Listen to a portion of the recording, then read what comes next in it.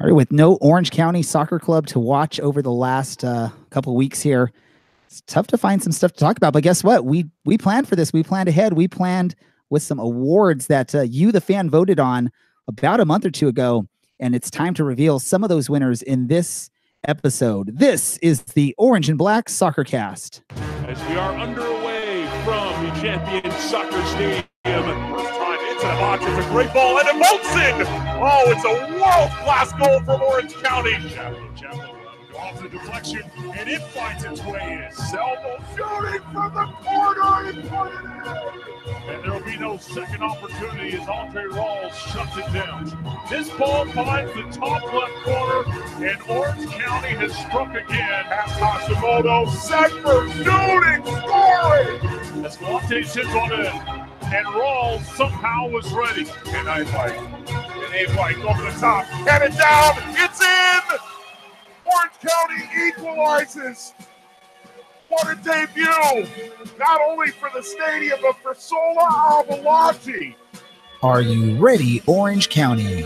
This is the Orange and Black Soccer Cast, the only podcast dedicated to Orange County Soccer Club, its fans, and supporters. Follow us on Twitter at OCSC_SoccerCast and on Facebook at Orange and Black Soccer Cast. How's it going, Orange County? Welcome to another episode of the Orange and Black Soccer Cast, the first and only podcast dedicated to Orange County Soccer Club, its fans, and supporters. I'm your host, Ray Samorin. I'm with you each and every episode as we discuss all things Orange County Soccer Club. Joining me as he does each and every episode, we've got Dylan from County Line Coalition. Dylan, how's it going? It's going pretty good. Glad to be onto this stage of my week. The most enjoyable part at this point of the year. The most enjoyable part of the week of the year, or how does explain yourself there? At this time of the year, this is my most enjoyable part of the week. There's no more soccer to watch, so so basically with no more soccer, talking about soccer. Okay, that makes sense. Hey, that's what we're here for. For those of you that are missing soccer out there in the world, we're here to bring you more Orange County Soccer Club news or talk whatever we can about Orange County Soccer Club. Last week, we brought on Roberto from the esports team. He came and shared some of the information of what's been going on with those guys. We're planning on having more of those players join us in the future to go ahead and discuss some of the things going on with them. But for this episode, we're looking at getting into some of these awards that you, the fan, voted for. Like I said, about a month or 2 months ago, right before the playoffs started, we did the voting. And now it's time to talk about what happened with some of those votes. What we're going to do is we're going to go ahead and reveal some of the categories. We'll let you know what the top nominees were for that category. And then either Dylan or myself will let you know who won. And then what we'll do is after each announcement of the winner, Dylan and I will discuss briefly on our thoughts. Do we agree with it? Did we have a different person that or different thing we wanted to win that category? And then we'll just sort of move on from there. And then as we do each and every episode, we'll end with just sort of some random soccer stuff or even random non-soccer stuff. If there's anything that Dylan wants to share non-soccer wise, or if I want to, we'll figure that out. But let's get into it, right? Let's do it. So Dylan and I, before this, the reason we're getting started, we've been starting maybe sometime between 8:30 and 9 o'clock with our live broadcast recording. For those of you listening on this recording, happy Thanksgiving, happy Turkey Day, if that's what you celebrate. If not, if you're one of our listeners from outside of the United States or you just don't celebrate that holiday, welcome to listening to us on a regular old day for you. But before we got started, we went through these categories because there was actually like 15 or 16 categories. We don't want to go through all of them in one night and rush through them. We actually want to be able to talk about them. So we picked the first 7 categories we're going to discuss tonight. And our first category, you can tell I got all ready for it, got what little hair I have left up in my head ready for this, even though I have headphones on. We're talking about the best hair category for Orange County Soccer Club. We had some pictures up on the voting site when you guys got a chance to vote. We gave you a chance to check or pick who you thought had the best hair on the club. And there was quite a few votes on that, and we've got the top nominees. So the top nominees for best hair on Orange County Soccer Club this season, we had Casey Byers, goalkeeper, Alex Cronali, center back, Mats Bierman, midfielder, Aiden Quinn, who's also a midfielder, and Zach Kobayashi, who unfortunately we didn't get to see out on the field this season for the club.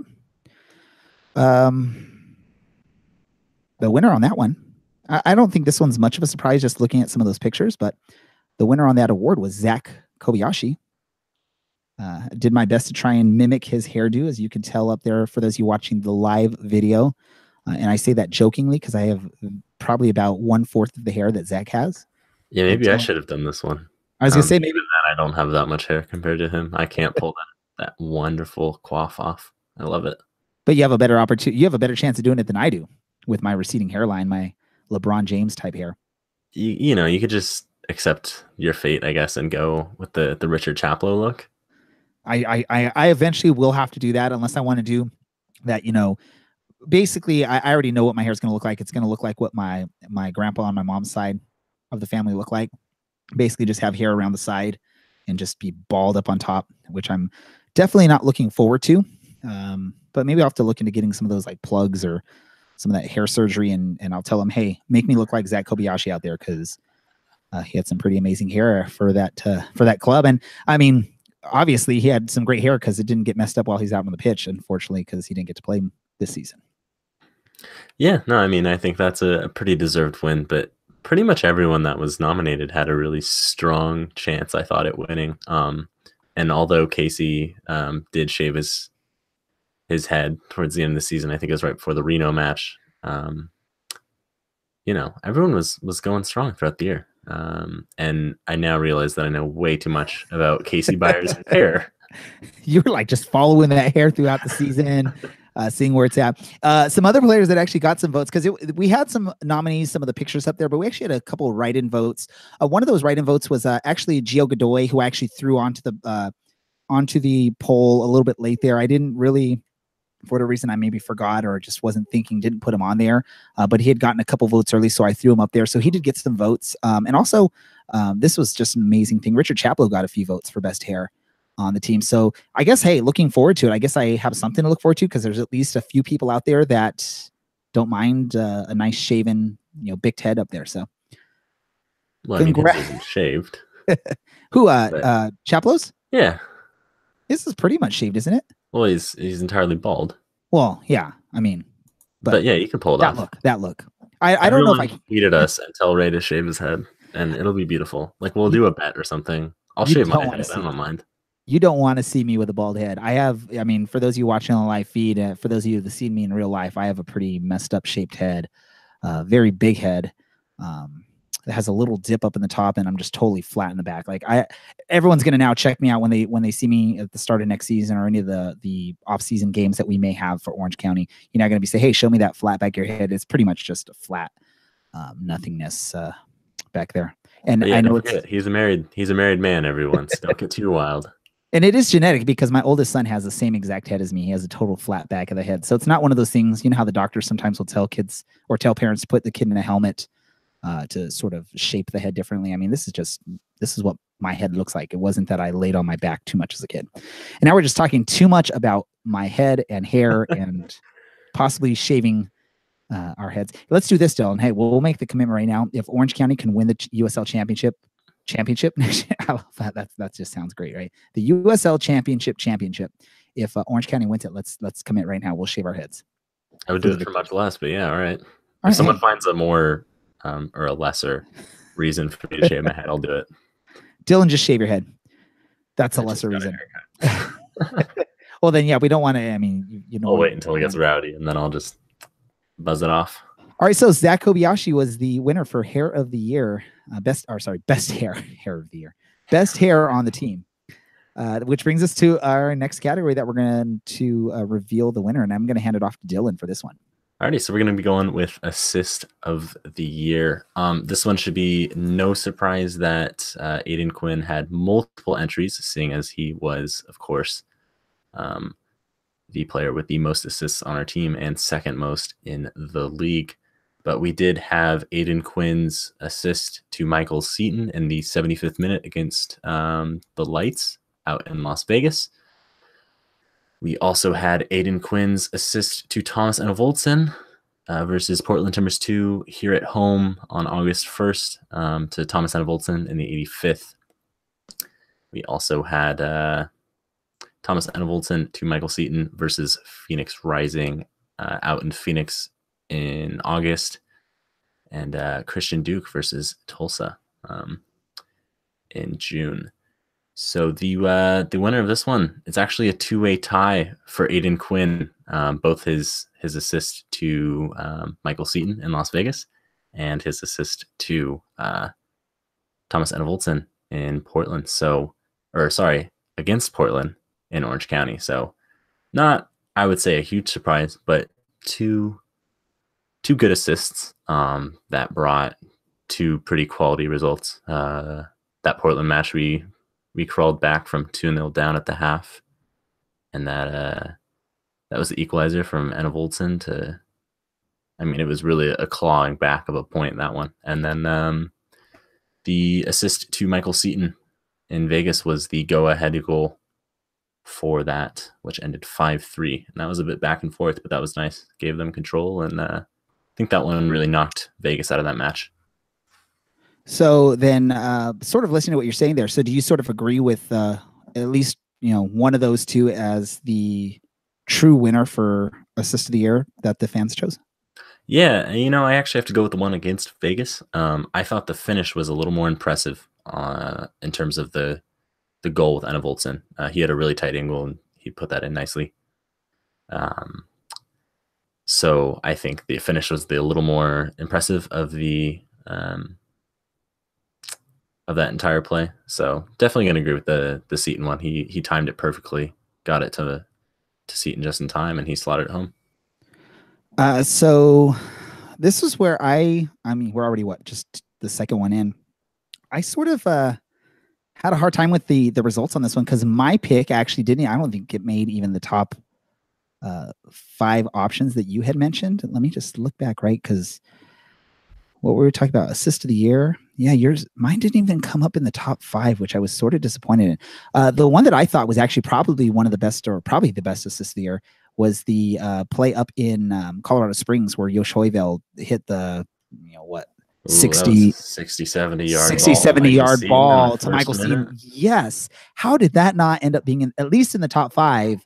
And how did that not end up winning? Because, I mean, again, the Aiden Quinn passes were awesome. But, I mean, that was just a pin on the spot. I got to get my phrases right? On the spot.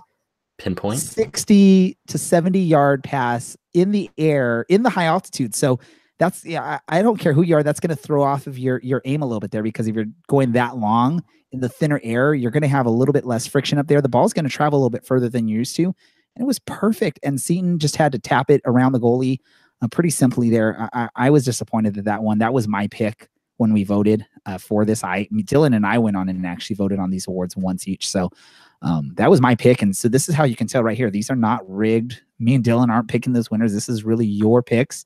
Because if it was up to me, that would have been the winning assist of the year. Yeah, I don't remember which one I voted for, if I'm completely honest. It's been a long two months since we stopped the voting. If I would have just set it up where you had to put in your email every time you voted, then I would have known your results exactly, Dylan. But I don't think people really care much to give us their emails. So I just said, just put your votes in. We'll count them up. Sorry you can't remember that, Dylan. It's okay. One too many concussions. So assist of the year, Aiden Quinn, he had 2 of them that basically tied for the win there. As we're talking about this, if you're listening on the podcast or if you're listening live, feel free to tweet along. Let us know, do you agree with it? What we'll be doing is probably sometime on Thursday, if I have some time while traveling for Turkey Day, I'll try and get clips of all these winning clips if there's something. So for like assist of the year, I'll try and get those 2 Aiden Quinn assists and get a clip up on our Twitter and Facebook account so you can see exactly which plays we're talking about, if you don't want to have to go and search through all of the video clips on YouTube for those. So assist of the year. All right, so let's move on to our next award we're going to talk about. And this next one is Loanee of the Year. The club had, I believe, 5 loanees throughout the season. Although there's only probably 3 of them that were legit candidates for this, or that had any shot of winning this award. But so the 4 nominees, though, that we're going to talk about here on this one is for Loney of the Year. The nominees were Mark Segbers, Andre Rawls, Alex Crognale, and Luis Lopez. The only other player I can think of that was on the roster as a Loney was the guy I can't pronounce his last name, Zarnamaz or Cornemaz? Whatever it is. Yeah, that thing. We're getting back. Cameron's rolling in his, well, he's not dead, so he's not rolling in his grave, but he's probably just like, guys, it's not that hard. Dylan almost messed up a popular phrase, and it wasn't me, and he caught himself before he did it. Tweeted us, let it be known it happened. But yeah, no, am I missing any other Loney on this team this year? There was no other Loneys, correct? It was just those 5. Off the top of my head, I believe that was it. So I'll pose this question. And again, I know there's no one really paying attention to us live, but if you are, feel free to tweet out or comment. And if you're listening to the podcast, let us know your thoughts before I reveal this. So our friend Andy, who likes to comment the heck out of us on SoundCloud, if you want to be like him and you want to get on and make a comment and you want to prove that you knew who was going to win this before I announced it, go on and comment right now. I'll give you a chance.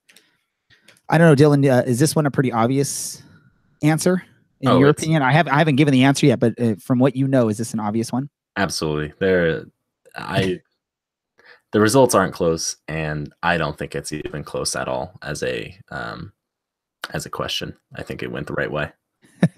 Yeah. So the winner of Loney of the Year for the season was Andre Rawls. I don't think, like Dylan said, and I was even saying, not a surprise there. He was the goalkeeper for the team, except for when he did get injured there midway through the season. And he was definitely a big part of the great season that this team had. It's no surprise that Dylan and I both want him back in Orange County, if that's at all possible.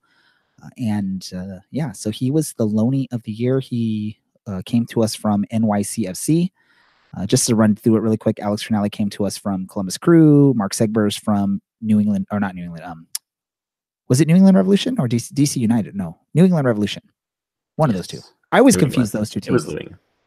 Yeah, I always confuse those two for some reason. I don't know why. I think they're both not that good, so I think that's maybe. And I think they're use the two.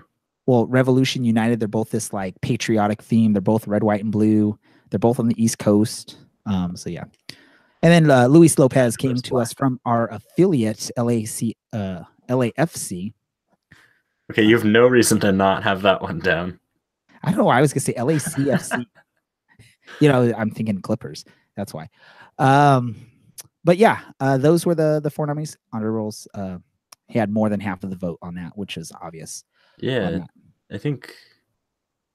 Yeah, no, exactly twice as much as Crognale, who came in second there. Yeah, definitely. So, and I think Segbers probably could have gotten a few more votes, but I think as the season wound down, he was stuck out there in the East Coast, and I think fans started forgetting about him a little bit. He had a pretty solid year for us as well. So all 3 of those, Luis Lopez, I'll throw him in there. All 4 of those guys, they did their part throughout the season for what we needed them for. Luis Lopez stepped in when Andre Rawls went down and had a couple decent games out there. Not the greatest games, but still put out a solid effort. Mark Segbers, when he was on the pitch, he was probably one of my favorite players out there. Alex Crognale, except for that final match against Phoenix, pretty decent season. Yeah, and Andre Rawls last month. He kind of let it go, but Andre is pretty solid throughout the year. Obviously, he lost a little bit of time to injury, but when he was on, he was on. Yes, and he was definitely on for a good part of the season. I think he made almost 80 saves, which was 4th or 5th in the league this season. And I think before he got injured, he was actually up there on the top of the list for most of the goalkeeper stats before he got injured there. So come back to us, Andre. I already miss. We miss you already, man. Come on back. So Dylan, I'll hand it off to you for our next award. All right, we're going on over to the best young player of our season. For some reason, Ray decided to make this one under 24. I would generally argue that the best young player would be under 23, though I do think we had a bunch of 23-year-old players, so that might be why.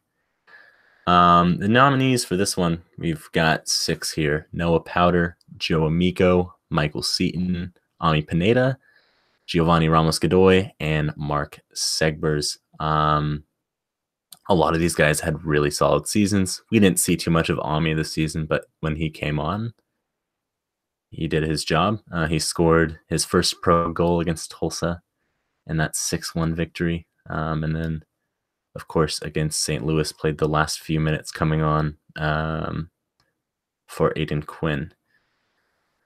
Of course, Noah had those 3 goals in 3 games in August that kept us afloat against Fresno and I'm blanking. Salt Lake and Oklahoma City. And Joe was pretty solid throughout and a very versatile a player.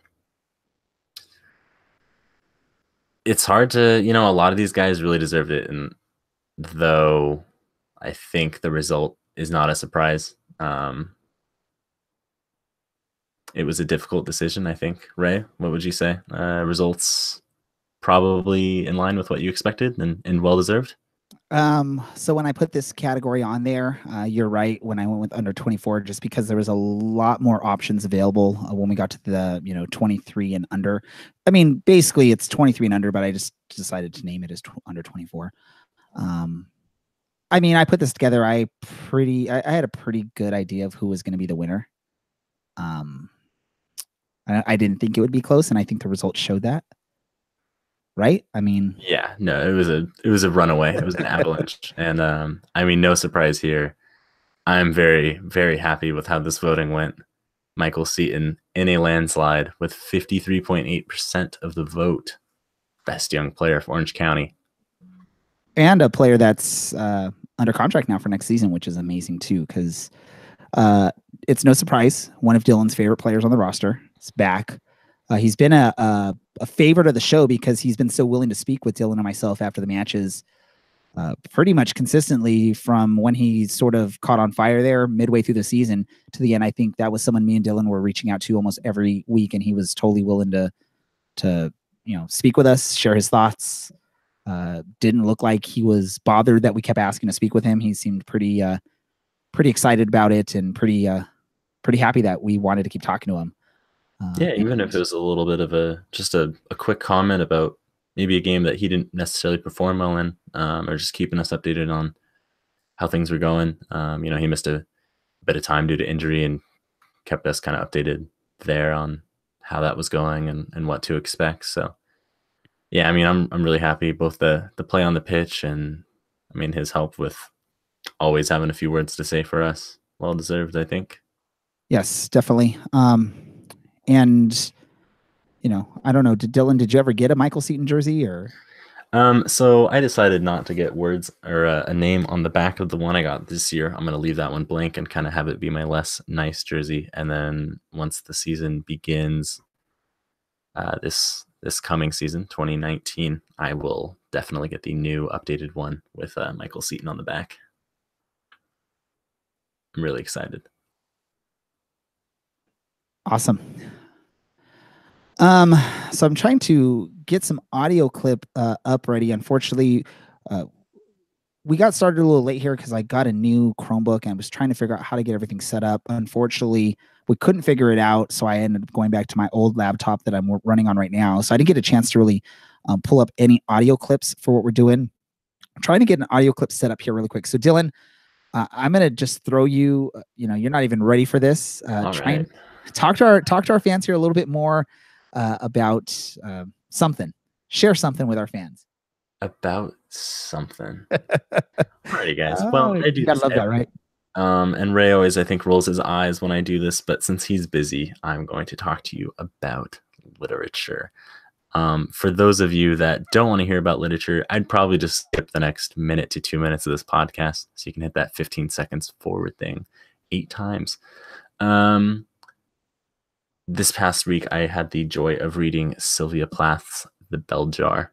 It's a wonderful novel. It's about 230 pages, depending on the size of the book and the size of the print, of course. But it's a good insight, and the writing definitely draws you in to the protagonist's slow mental decline. So I would highly recommend it as a nice winter reading book that maybe will remind you to hug your kids or your spouse or your parents, or, you know, love your family and those around you. Dylan and his books, everyone. But hey, awesome job there. I mean, you just sort of smoothly segmented into that. You weren't ready for that. I just sort of threw that on you, and you did a good job there, man. It's a good thing I read a lot of books. Yeah. All right, so let's move on to our next award we want to talk about. This next award, we combined a couple of categories just because I think it would be obvious on at least one of these if we would have gone straight goalkeeper of the year. So we combined defender and goalkeeper of the year for our next award category. So our nominees for defender / goalkeeper of the season or of the year, Joe Amico, Alex Crognale, Andre Rawls, Josh Hoivel, and Casey Byers were our 5 nominees. This one was a little bit closer than some of these last couple of ones we've just talked about, but it still was a pretty decent gap between first and second on this. I think on this one was no surprise as well, as Andre Rawls was the winner of that category. Dylan, your thoughts on Andre Rawls winning defender / goalkeeper of the year? Yeah, I thought it would be basically between Andre and Alex Crognale. Which is basically what it ended up being, just not as close as maybe we thought it would be. Yeah, and surprisingly, Kevin Alston didn't get too much of a nod. I get that he missed a little bit of the first part of the season, but his effect, I think, was amplified and even more important, and that experience became even more important. That stretched through August and September, where occasionally we're crawling or clawing back to get a point or to get 3 points, and his presence going forward was really, really important as well. He was getting into a lot of dangerous positions, so I was surprised that he didn't get as much of a point of the vote. But this one could have gone a few ways, I think. And a lot of these guys had really good seasons. Of course, Joel Nielsen, we saw his season get shortened pretty dramatically because of a knee injury. And I believe Owusu Ansah-Kontor well got hurt. Didn't see him feature too much after August, if at all. And of course, Ray's favorite, Walker Hume, got relegated with the arrival of Josh Hoivel. But, after some early troubles, I think Josh really locked it down that last month and a half.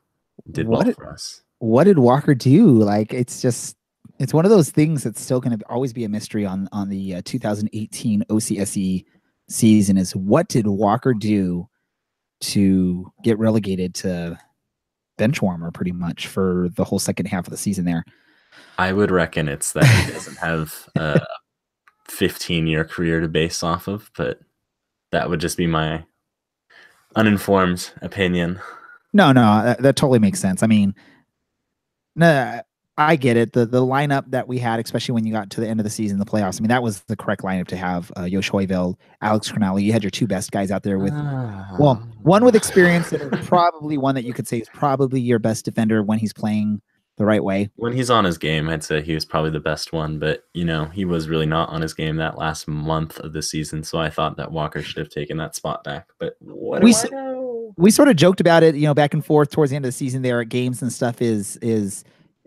Was Alex?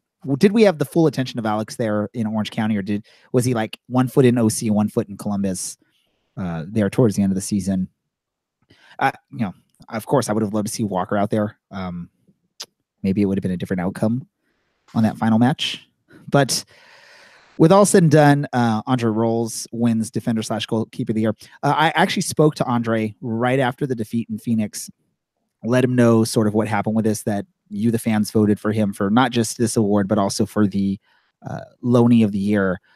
This is what he had to say about both of those after that match. Last thing I want to let you know is I talked to you a few weeks ago about our podcast awards. We had the fans voting. Just let you know you won 2 of the awards. One of them was Loney of the Year. Okay. And then the other one was Best Defender Goalkeeper of the Year. Fantastic. What are your thoughts, or what would you like to say to the fans that voted for you on those those awards. Yeah. Well, I mean, obviously, first things first, thank you to the fans. And I mean, not only for the award. I mean, I appreciate the award, but I mean, this, like, we've went up and down with attendance here and there, but I mean, the people that showed up, they showed up ready to watch soccer, and they showed up educated. They had fun with it. We had fun with it. I mean, after every home game, I tried to make it a trip to go. Thank everybody for coming out there. And like I said, like from when I found out I was coming out here, they accepted me from minute one. First day I came out here, I got a handshake from all the guys that's right behind the goal saying, welcome to the club, welcome to the family, and everything like that. And it's been great. So I thank them not only for these awards, but also for being there, cheering, screaming their heads off, having a great time. Well, I can tell you, out there with the fans every day when I'm out there, they love you as a goalkeeper. We're gonna miss you if you're not able to be back next year. And the best of luck to your career. Thanks so much. Thank you for all you've done for the team. Thank you, OC.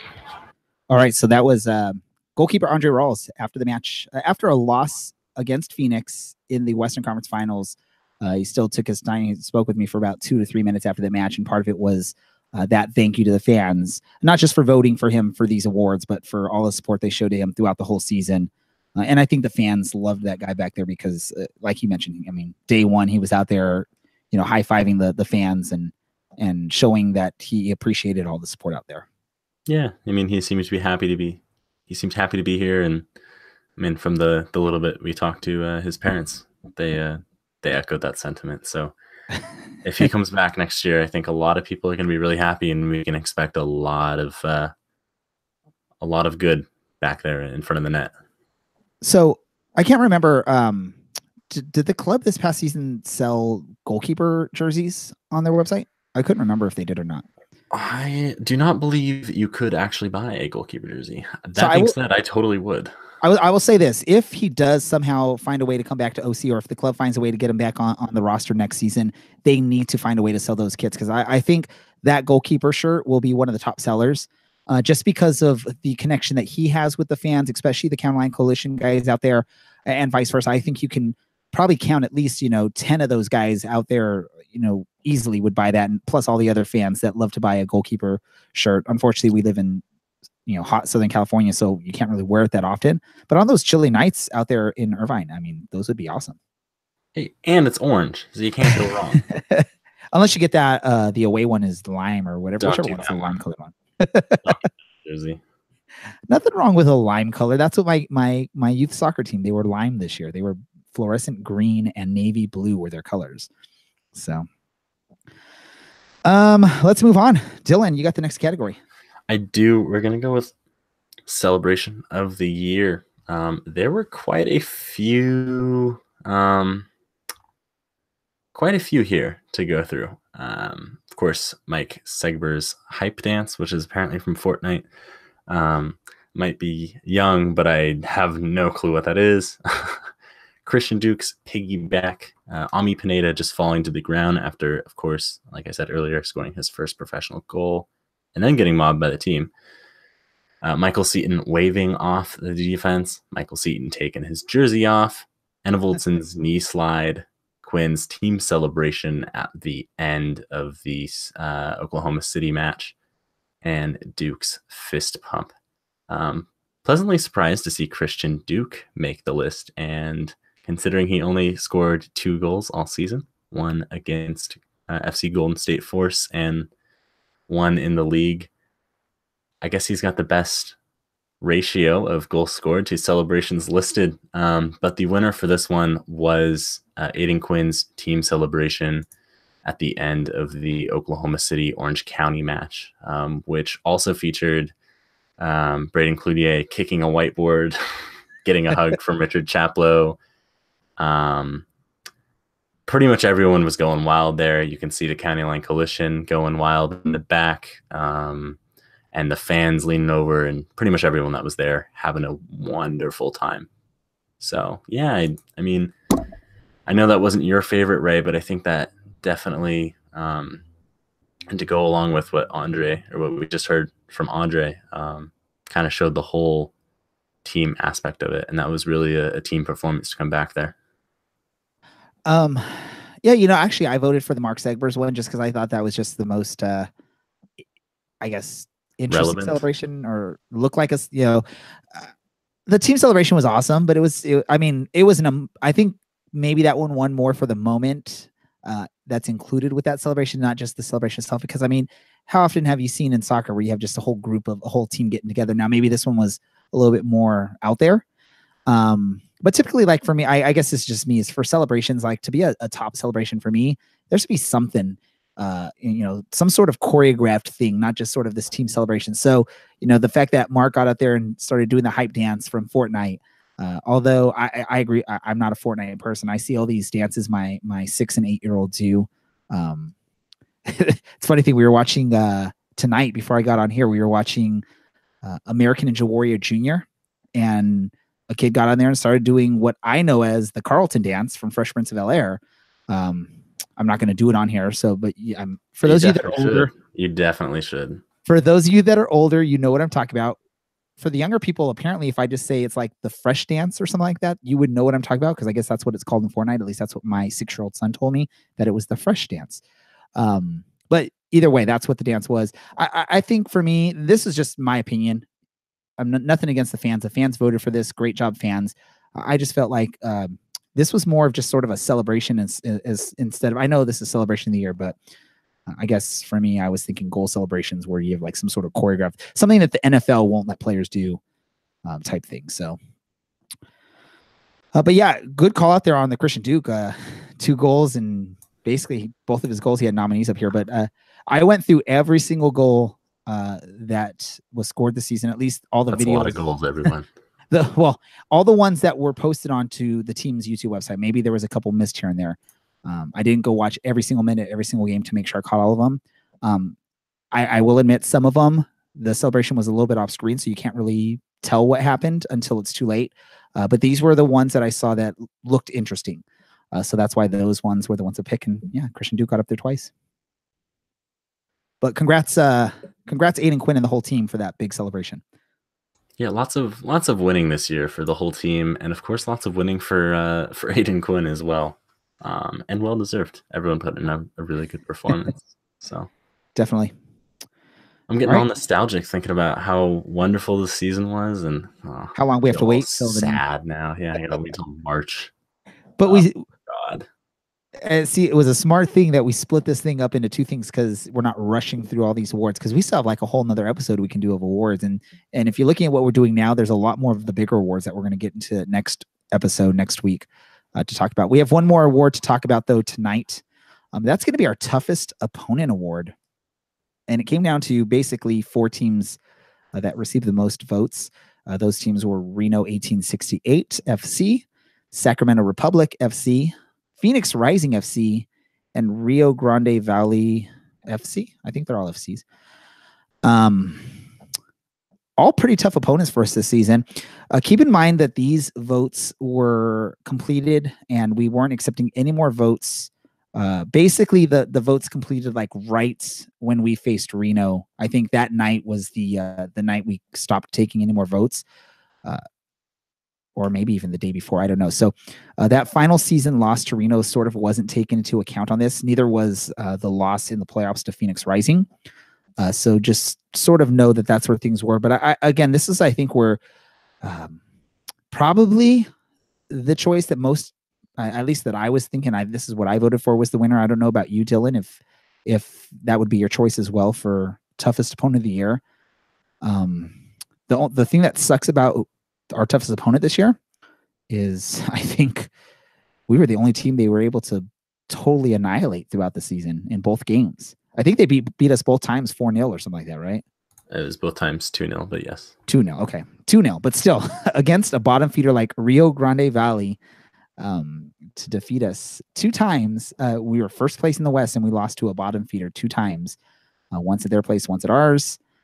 So yeah, there's your winner, Rio Grande Valley FC, the Toros. More like loser. Well, I don't loser. They whooped us 2 times. They win. Out of all the teams this season, they got the most votes for toughest opponent for Orange County. So I don't know, what do you mean by loser? Well, I mean, they were not exactly the best team in the West, I guess is how we could say that. or in the league for that matter. But yeah, probably for some reason, the most difficult. Well, let's put it this way. For us. If they would have got to play OC the whole season, they probably would have been first place the way we played against them. So, yeah, that's that right there. I mean, unfortunately, that would be the one. If you didn't know anything, if you didn't like watch any of the matches this season, if you're an outsider fan and you look at, okay, those are the 4 teams that are the finalists for toughest opponent of the year, which one of those 3 do not look like the other? It's Rio Grande Valley, because they didn't even make the playoffs. Yet Orange County, the first place team in the West, couldn't beat them. Yeah, I mean, they were responsible for a quarter of our losses this season. They were 15 points off of making the playoffs. In fact, actually, they were 16 points because they would have needed the extra point to beat out St. Louis on goal difference. So it was a surreal 180 minutes against RGV this year, and not one I want to particularly relive next season. And I think because I don't think we had the podcast up and going the first matchup. The second matchup, we had Jacob Young from the Down in the Valley podcast. He came on, and I don't remember what his pick was, but I know me and you were like confident we were going to win that match, which we've learned. I guess that's not the right way to word it there. If you take into account the end of the season, the way things happened with Reno whooping us at the last match of the regular season, Phoenix knocking us out of the playoffs. If we held our voting after the playoffs ended, things may have been a little bit differently. That would have been more fresh in the mind. I know there was a lot of fans that were just upset with the way things ended on that Western Conference final match. But I mean, I agree with this pick. Rio Grande by far was our toughest opponent this year, which sort of sucks. Yeah. And there's not much more to say about that. I could just talk trash on their goalkeeper for like 20 minutes, but I'll just ass. You're like, let's just be done with it. So those are the awards that we are announcing for this episode. We still have like another episode worth of awards, if not more, depending on how long we talk about some of this stuff. To give you an idea of some of the awards that we'll be discussing next episode, our podcast guest of the year, which is a non-player guest. If we did player, I mean, Richard would have to win because Richard Chaplow was the one that actually came on our show, not just, interviews after matches. He actually came on not once, but twice on our show to talk to us, which was awesome. We're also going to talk about MVP, win of the year, goal of the year. I don't think we talked about yet. And the fan favorite player. And I think more, midfielder of the year, forward wing of the year. So we still have a lot of awards to discuss or winners to discuss there. And we'll definitely get to that. Oh, by the way, we'll have to figure out who the fan of the year was, because it was a total write-in vote. And I was hoping we'd at least get, a duplicate somewhere. Or at least a duplicate of an answer. But it was just, everyone was either just naming themselves or naming their best friend or something like that. We ended up getting 9 different nominees, and none of them were duplicates. First of all, no one really voted for it, because I think a lot of people that maybe voted maybe weren't knowledgeable of fans other than themselves. But yeah, I will say this, and I know we're not going to accept this award, but I know Dylan and myself both got a nominee for fan of the year. Yeah, I don't think we can accept that. There might be some issues there about, conflict of interest or something. But here's what we need to do. We need to open up a vote right now. Maybe we'll throw this out on Twitter or something like that. We need to figure out who was the Orange and Black Soccer Cast host of the year, Dylan or me. Well, I mean, we already know it's going to be you. The USL show is gonna vote in full force there, and then you'll get the nod, which is well deserved. Everyone, if this is something that's happening, Ray is absolutely the host of the year. He is the brains and the brawn of this situation, and I guess I am the hair, because that's all that's left over. You have more than me. Let's do this. So those are some of the awards to look for next week. Tweet us your thoughts on the announcements that we've had so far. Who won that we announced today? If you want to tweet out to us, like I said, we're going to tweet out any of these things that we've announced that have some sort of video clip that go along with it. We'll find the link to those, tweet those out so you can see exactly which plays we're talking about when we look at that. Let's do this. Let's talk about, is there any soccer thing that you want to talk about at the moment, Dylan?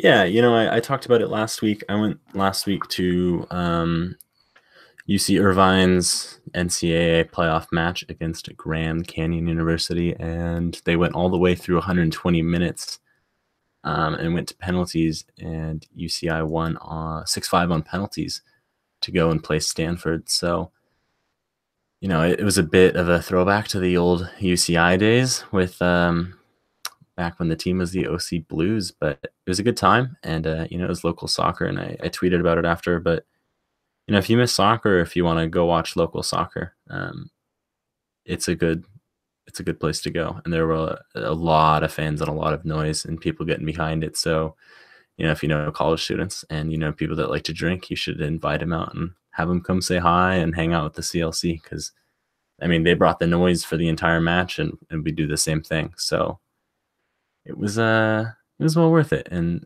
thoroughly enjoyable. Also, congratulations to England for winning the UEFA Nations League Group 4A. Trademark. There's a million groups in there.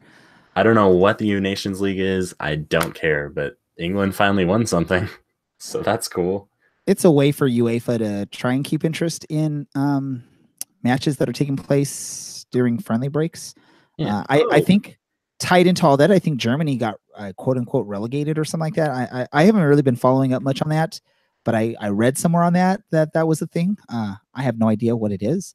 Speaking of internationals, the U.S. U20 men's team just won the U20 CONCACAF championship. So shout out to them. And then for you U.S. soccer fans, there's probably a lot to look forward to in the future other than Christian Pulisic in the future. So, well, there is Cameron Carter-Vickers. There's some, his days are over. There is some hope for the future, provided, I don't know, U.S. soccer like gets a manager and maybe restructures their entire management system. But that is a entirely another podcast, I think, of garbage to talk about. Well, let's talk about something else here, because I know we all went through some just sort of painful times when we found out for whatever reason that Orange County wasn't able to host the USL Championship game if they would have made it. Luckily, we didn't have to go into that mode, or I guess we still would have wanted them to make it and go play in Louisville City or whatever. But never felt that pain though. But you know, there was all this speculation as to what it was, why it happened. Was there congestion at the stadium? What happened there? And then I think we found out recently that there's now another team that will be playing at Championship Soccer Stadium.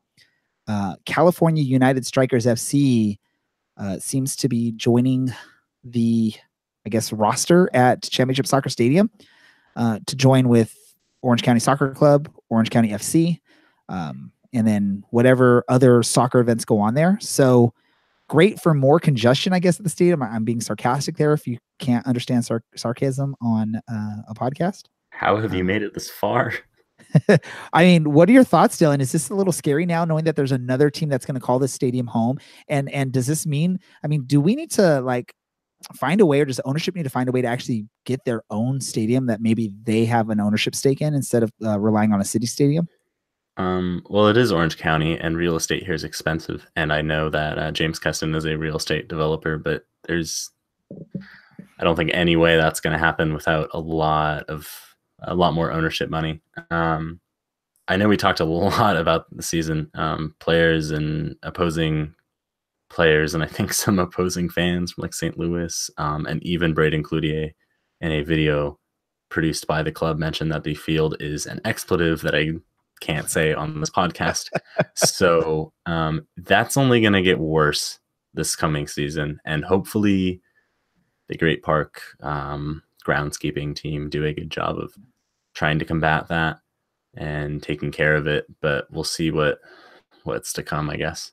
But probably another sandy few weeks in the middle of June and July. Yay.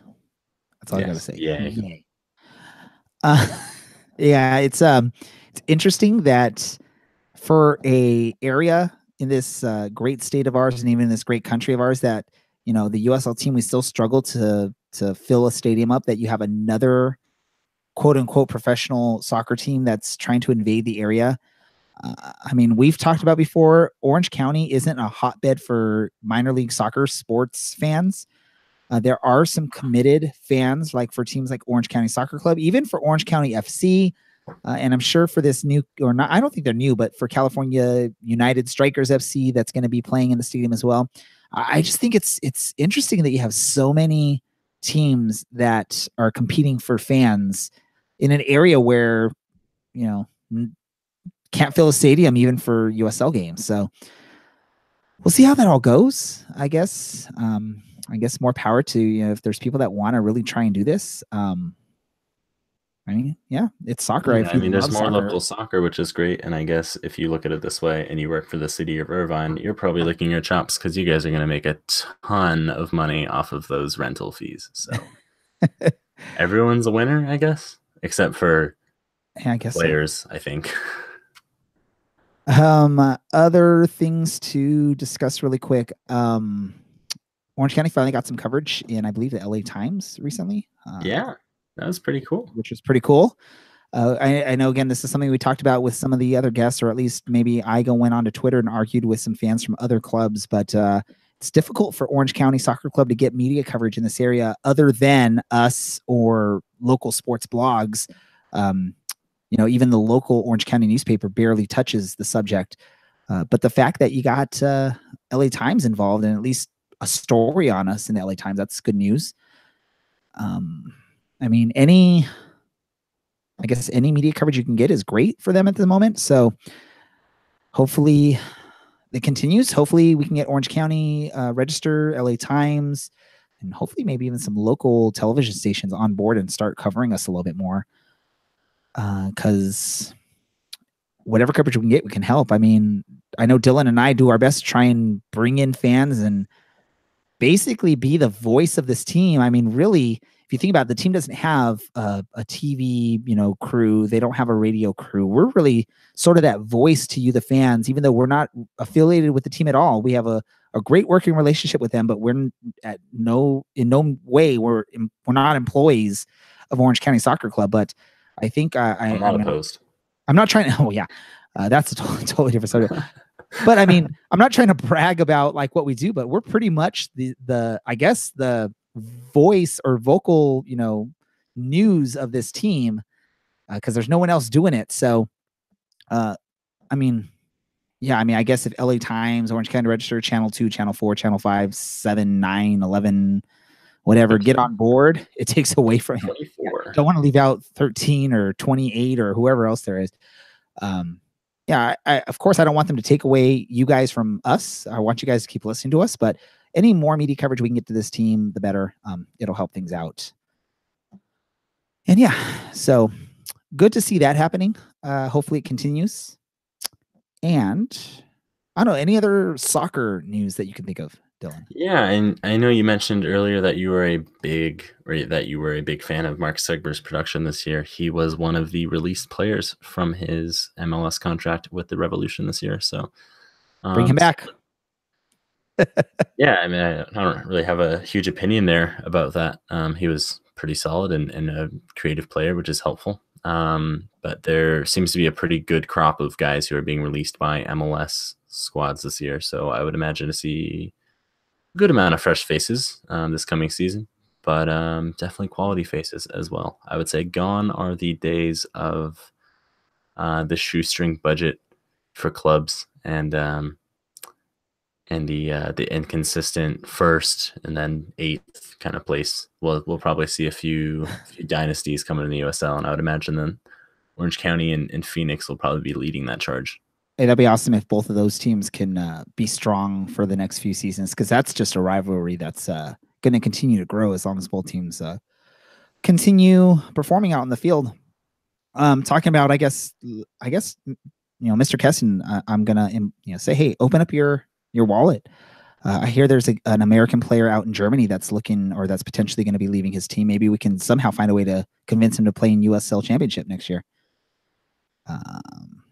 Yeah, that's not happening, but hey, I can dream, right? You can dream. Hey, maybe now that the league's called USL Championship, maybe players are going to be confused and think it's the top flight in US soccer. So yeah, maybe I don't know if we want those players necessarily, because they might not be the brightest people that could be playing for us. Hey, but if you can convince him even for one season, bring in a Christian Pulisic or bring in a Harry Kane or someone, that'd be awesome. If you could somehow find, I don't think his wage in Tottenham is probably similar to what something like Thomas Enevold. It's almost like this year. So yeah, it's almost like 200,000 a week. Wow. I think like, or 175 or something. We did so well. Let's do this. Before we move on to our random stuff, is there anything else you want to share about Orange County soccer or USL or just soccer in general? I guess nothing else about soccer. I guess we'll see you all in March. Yeah, but we'll still have more episodes going. Don't worry. We are here to waste another hour to an hour and a half of your week at work or on your drive for at least a few more weeks. So we will find Orange County news to talk about, Orange County Soccer Club news to talk about, even if we have to find some way to link something with them. I mean, this sort of, I guess we'll segue a little bit into some of the random stuff, but my son, who is 6 years old, I coach his soccer team. I've coached them for now like 5 seasons. He actually went to his very first ever club tryout this past weekend for OC Surf, which has sort of an affiliation with Orange County Soccer Club, I believe. I don't know exactly how it goes. I know Richard Chaplow is one of the coaches there.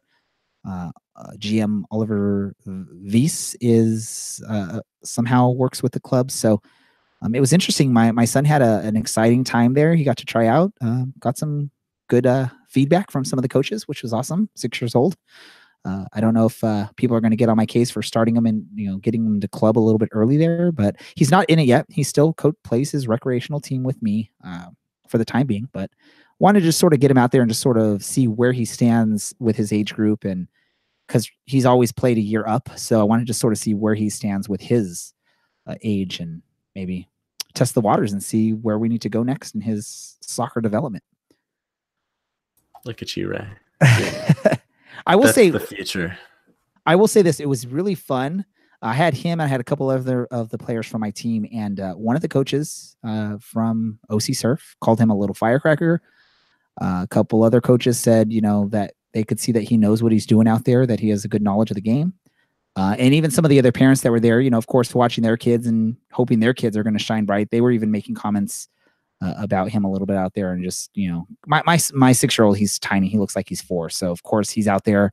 Even if he's even with the rest of the kids, he looks like this amazing little thing because he looks like he's this tiny 4-year-old out there competing against 6-year-olds. But regardless, I mean, I think he did pretty good out there. We'll see how things go. Proud dad moment. Yeah. Oh, and my oldest son said he's interested in taking up soccer now, so that'd be cool to have 2 soccer players in the family. So Ray's gushing as a parent. I love soccer.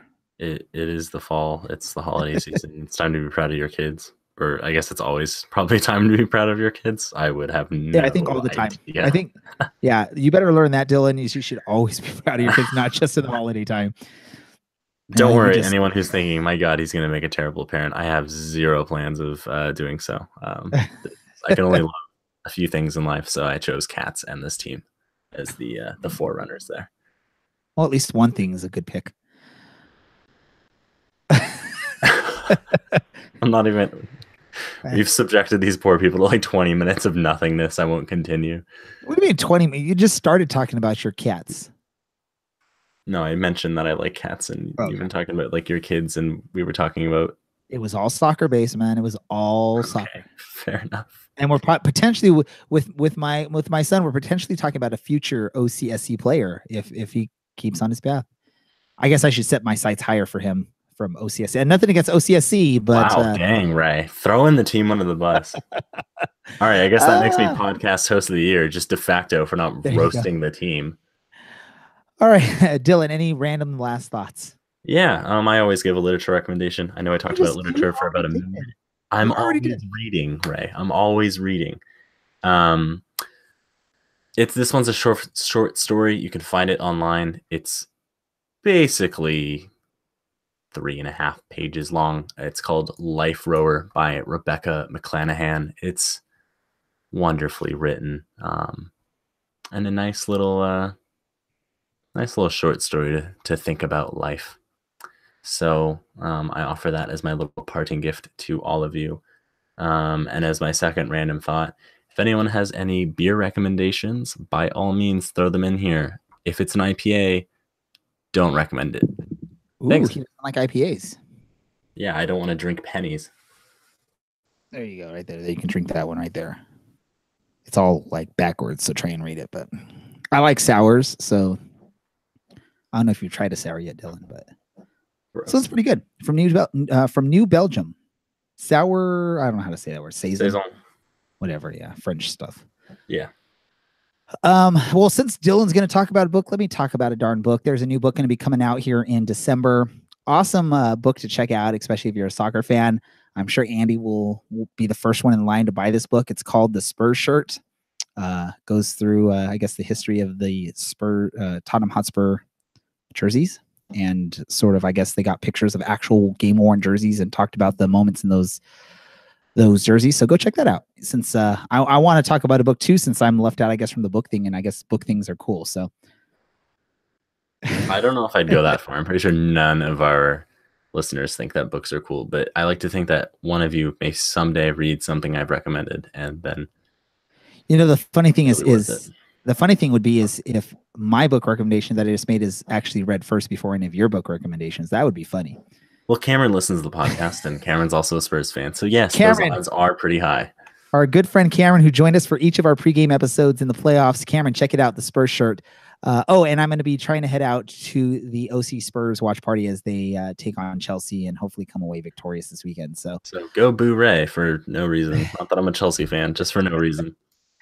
Okay, so I think we need to end it here because we're doing like we do, and we're just starting to talk about random stuff. Yeah. Oh, speaking of random things, Cameron has updated his Twitter bio to groupie on Orange and Black Soccercast. So, don't know who gave him that title, but welcome, Cameron. Wait, what is that again? It says groupie on Orange and Black Soccercast on his Twitter bio. On Cameron's Twitter bio, everyone. So if you want some. So we actually have LAFC news. You can go to what Cameron said on Twitter, and you can read that he is now not only a I gotta look at this person for LAFC, LA Soccer Nation, the Stoppage Time Spurs News. He's also a groupie on the OCSC Soccercast, which is of course yours truly. So and he beat out Andy to become our first official groupie, I guess, because he claimed it. Andy, you're lagging there. You should have claimed it. I don't think Andy wants to call himself a groupie. He wants to be our groupie, man. Basically, big shout out to all of you who listen. And if any of you want to ever come and say hi, please go and do so. Why not? Talk to us on social media, Twitter, OCSC_soccercast, or you can go to our personal Twitters. I'm at DJ Ray Samora. Dylan's at OCSC_Dylan. You can find us on Facebook on our official Facebook page. You can find us on Instagram, although we are very inactive on Instagram. But inactive. Inactive. Who cares? But you can also find us on the Beautiful Game Network at bgn.fm or on Twitter at the BGNFM. Look at that. Dylan is learning how to plug our partners. Another partner, if you want to check out, go to Angels on Parade. They cover LAFC, but they also cover OCSC. Alicia, who runs that site, has been a guest with us a few times here. And I hope she'll continue to be a guest with us. I think we're going to try and get her back on pretty soon. And what else? I don't think there's anything else that we need to talk about. I think that's it. Everyone have a wonderful weekend. Happy Turkey Day for those of you that celebrate Turkey Day. For those of you who don't, enjoy your Thursday, your Friday, your Saturday, and Sunday. If you get all those days off, which I do, yay, woohoo, because I work in an office. Ouch. If you work in retail and you have to work like Thursday night because of people that want to get deals, I'm sorry. I'm not one of those people. If I'm getting my deals, I'm getting them online. I do not go into that craziness that's called Black Friday, or I don't know what's how can you even call it Black Friday anymore when you started on like Thursday at like 4:00? But that's a whole different thing. So we're going to end it to the Orange and Black Soccercast, where we talk about Black Friday and its etymology. It's in our name, right? I mean, we're Orange and Black Soccercast. So, I mean, I guess we can technically talk about Black Friday. We are reaching here. Everyone, enjoy your weekend. Thank you for listening. For Dylan, for myself, Remember to check back next episode for the remainder of our awards. This is the Orange and Black Soccer Cast, and let me get my intro or my outro music ready. My phone froze up on me, so let's try this one more time. For Dylan, for myself, this is the Orange and Black Soccer Cast, and we are out. Oh, County, you are my team until the day I die. And when that happens, I'll still be singing way up in the sky. Whoa,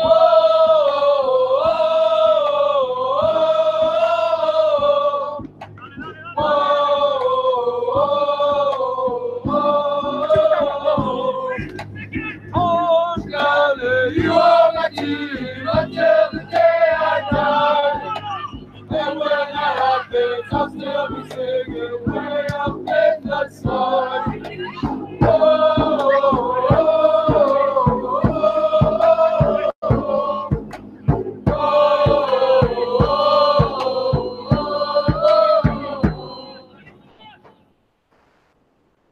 Podcasts are a great way for your business to advertise to target audiences. And the Orange and Black Soccer Cast is looking for advertisers like you. If you're interested in advertising your business on our podcast, please email us at info@orangeandblacksoccercast.com. The Orange and Black Soccer Cast has joined forces with many other soccer podcasts, many of them focusing on the USL. We're now part of the Beautiful Game Network, bgn.fm.